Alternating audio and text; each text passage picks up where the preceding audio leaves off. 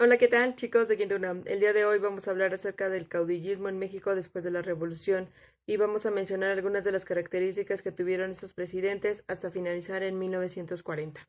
Comenzamos. En los años posteriores a la etapa armada de la Revolución, México pasó por periodos de inestabilidad política. La dispersión y el caudillismo caracterizaron este momento. Entre los años 20 y 30 no había integración entre los elementos de un sistema en un proceso de formación, y se tenía dificultad para poner a funcionar dicho proyecto y conformar el Estado, a pesar de la identidad ideológica y revolucionaria. Vamos a comenzar por ver qué es un caudillo. Caudillo es un término empleado para referirse a un cabecilla o líder, ya sea político, militar o ideológico. Aunque en un sentido amplio ese término se utiliza para cualquier persona que haga de guía de otras en cualquier terreno. El uso le ha dado a la palabra caudillo una cierta connotación política. Las facciones revolucionarias se dispersaron en grupos y camarillas armadas con sus respectivos líderes, o caudillos, los cuales se erigieron en fuerza con poderes locales e intereses regionales o aún imperialistas. Los diferentes enfoques de los grupos existentes no se resolvían políticamente, sino a través de las armas. Venustiano Carranza debía dejar el poder y su intención era dejar en su lugar a Ignacio Bonillas, pero Álvaro Obregón lanzó su candidatura criticando la posición carrancista, apoyado por el Partido Liberal Constitucionalista. También firmó un pacto con la CROM, implicando esto un rompimiento con los constitucionalistas. Cuando Obregón asumió la presidencia el 1 de diciembre de 1920, pretendió establecer un régimen que favoreciera a los particulares, acabar con el latifundio y desarrollar la mediana propiedad agrícola, controlar la inversión extranjera en el área de los recursos naturales, mineros y petroleros sin excluir al capital extranjero, encontrar solución a los problemas económicos como el atraso en las vías de comunicación, la quiebra de la pequeña minería y de la industria petrolera. Fomentó leyes agrarias creando la Liga Nacional Agrarista y propuso la creación del ejido y la propiedad privada. Al acercarse el fin del periodo obregonista, Plutarco Elías Calles ocupó la presidencia de 1924 a 1928. El gobierno de Plutarco Elías Calles tuvo como principal finalidad eliminar el caudillismo, mediante la institucionalización de la actividad política, limitando el poder de los caudillos locales y unificando en una sola confederación a todos los trabajadores del país, controlando así las demandas de obreros y campesinos. Durante su gobierno, se llevó a cabo una reforma para mejorar los ingresos estatales, creó varias instituciones bancarias como el Banco de México, la Comisión Nacional Bancaria y el Banco de Crédito Agrícola, entre otros.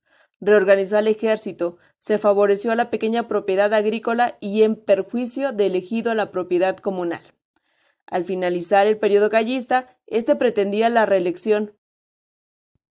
Se le conoce como maximato al periodo que comprende de 1928 a 1934. Se llama así porque Plutarco Elías Calles, el jefe máximo de la revolución, tuvo realmente el poder aún sin ser el presidente, es decir, gobernó sin ocupar la silla presidencial.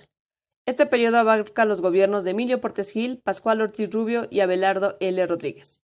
Durante el gobierno de Emilio Portes Gil se dieron los siguientes hechos: la fundación del Partido Nacional Revolucionario, la rebelión escobarista, la crisis económica mundial. La CROM perdió influencia en la sociedad mexicana. México rompió relaciones con la URSS. Se le concedió la autonomía a la UNAM en 1929. Con Pascual Ortiz Rubio, existió crisis política que tuvo que resolver el jefe máximo, porque el secretario de Gobernación y el presidente se disputaban el control de la política interna, el cual se manifestó por el desempleo y el reajuste de salarios y la persecución de los militantes obreros. La promulgación de la Ley Federal del Trabajo, la promulgación de la doctrina Estrada o la doctrina de la no intervención, la renuncia del presidente Ortiz Rubio.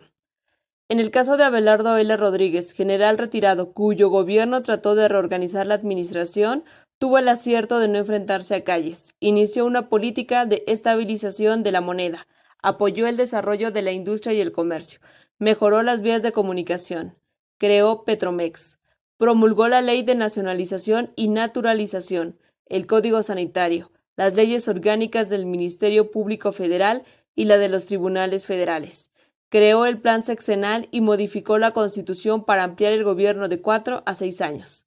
La comisión fundamental de Rodríguez fue preparar y posibilitar la transmisión pacífica de la presidencia al candidato del PNR de 1934 a 1940, que recayó en el general Lázaro Cárdenas. Gobierno de Lázaro Cárdenas. Durante los 6 años de gobierno, Cárdenas consolidó el régimen revolucionario, respondió a las demandas sociales y antepuso el interés nacional por encima del interés extranjero. A este proyecto se le conoce como nacionalismo económico.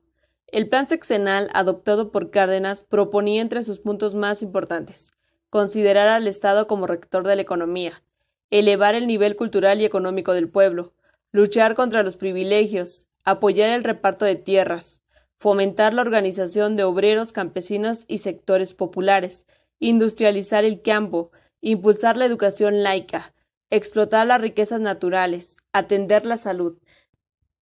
Cuando expulsa Plutarco Elías Calles se da lo siguiente: se aplicó el reparto agrario, se crea la Confederación Nacional Campesina, se creó la Confederación de Trabajadores de México, se transformó el PNR en Partido de la Revolución Mexicana, se integró 4 sectores al PRM: obrero, campesino, popular y militar. Se creó el Partido Acción Nacional, que se oponía a la intervención del Estado en la economía y promovía los principios del liberalismo. Al finalizar su periodo, Cárdenas apoyó la candidatura de Manuel Ávila Camacho. Eso sería todo por el día de hoy. Espero que los temas hayan quedado claros y que hayan conocido las características de cada uno de sus presidentes. Debo mencionar también que Lázaro Cárdenas ha sido considerado uno de los mejores presidentes de nuestro país, por las políticas sociales que aplicó al pueblo mexicano. También es importante aclarar que después de Lázaro Cárdenas inicia un nuevo tipo de gobierno, el de los tecnócratas, el cual lo vamos a ver en la siguiente clase. Cuídense mucho y nos vemos en la próxima.